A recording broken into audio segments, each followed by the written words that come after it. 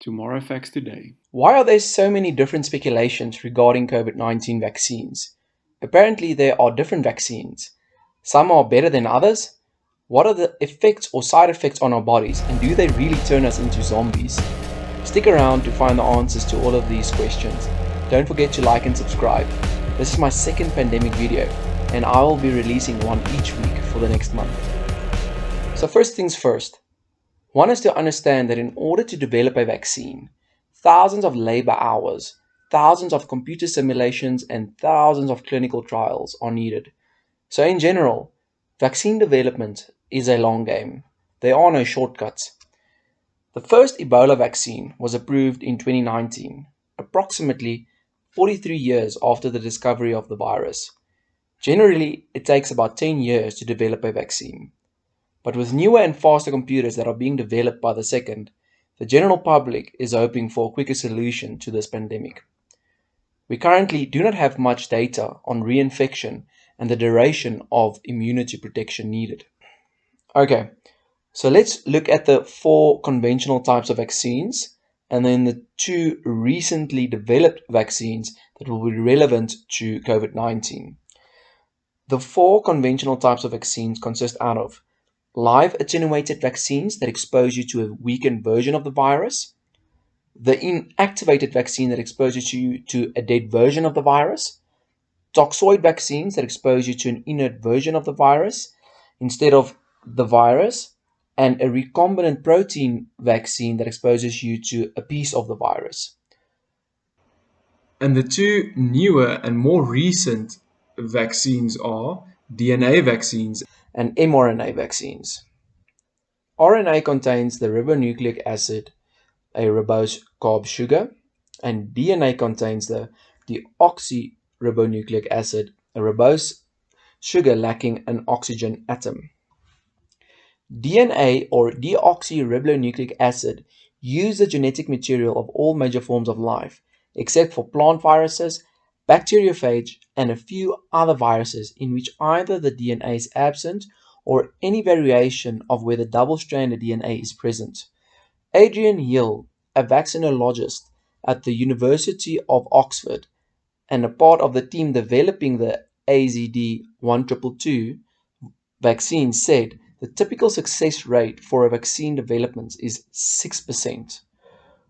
mRNA stands for messenger ribonucleic acid. It is synthesized in the nucleus as a complementary strand to DNA. mRNA possesses all the basic characteristics of RNA.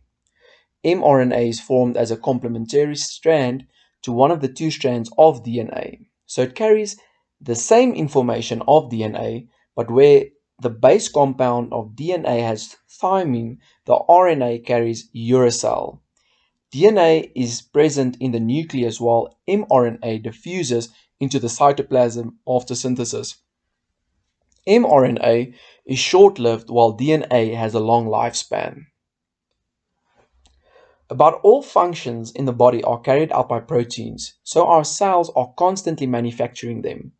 To do this, they make a single-stranded copy of DNA. The single-stranded copy is known as messenger RNA or mRNA. Each strand of mRNA holds the information on how to create one type of protein. A cell would read the RNA, follow the instructions, and then make the protein. Researchers looked at the genetic sequence of the virus.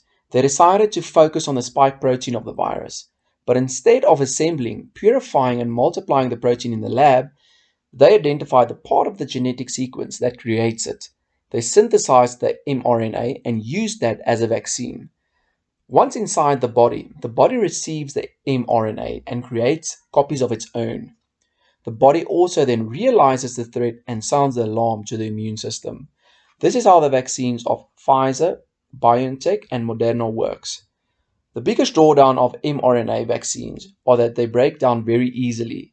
It has to be delivered in a fatty barrier while being kept at minus 70 degrees Celsius. This is not ideal as a lot of countries do not have the infrastructure to accommodate a vaccine like this. DNA vaccines are much more stable, but they have their own drawbacks.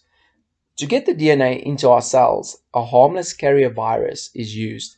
But over time, our bodies build up immunity to that virus, which means future doses of the virus become less and less effective, and the carrier will have to be updated. The AstraZeneca and Johnson & Johnson vaccines work on this principle. Moderna's mRNA 1273, which entered into clinical trials just 66 days after the SARS-CoV-2 was first sequenced, showcases the potential for nucleotide-based vaccines.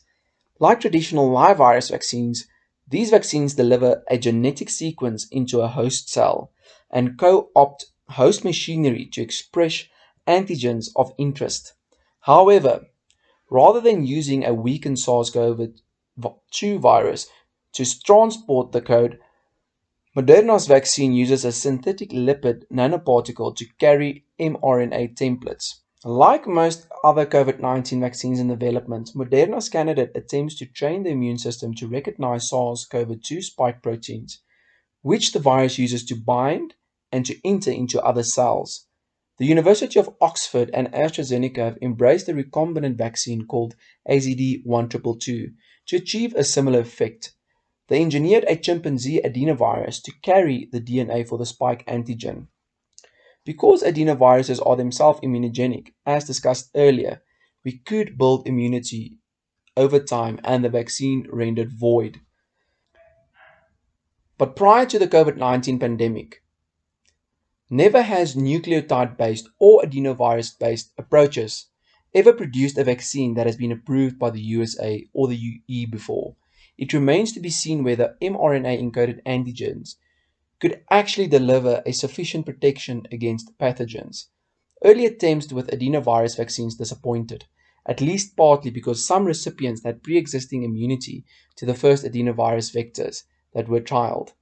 Additionally, neither has ever been produced or distributed at scale before.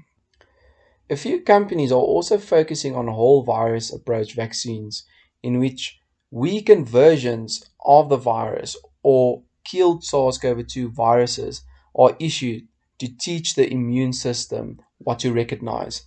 In total, the World Health Organization lists more than 100 candidates in preclinical development.